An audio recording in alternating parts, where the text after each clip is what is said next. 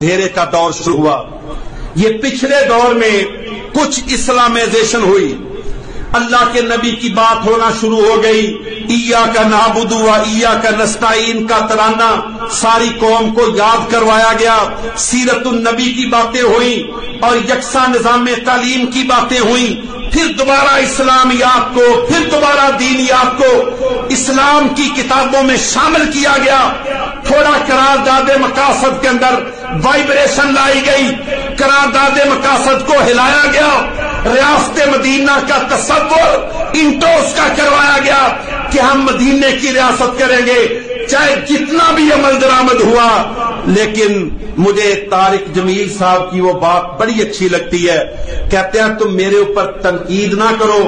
کہ میں اس کی بات کر رہا ہوں، میں اس کے لیے دعا کر رہا ہوں۔ کہتا ہے میں اس لیے دعا کر رہا ہوں کہ پاکستان کی 75 سالہ تاریخ میں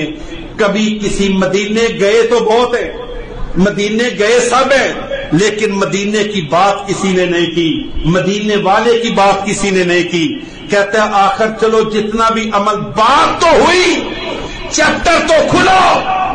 کتاب جو خالی تھی، صفحہ جو سفید تھا، جو ہر طرف اندھیرا تھا، ہر طرف کفر اور الحاد چھایا ہوا تھا، امریکہ کی غلامی تھی، IMF کے قرضوں کی شرائط کی بنیاد پر پاکستان کے اندر اسلام کے دروازوں کو بند کیا جا رہا تھا۔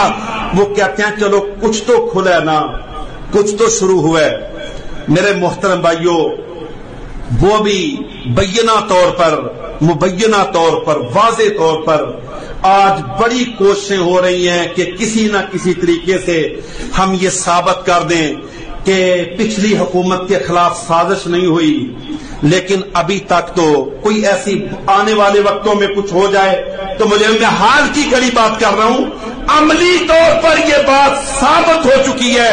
کہ امریکہ نے دباؤ ڈال کر، پریشر ڈال کر، گن پوائنٹ پر تھریٹ کر کے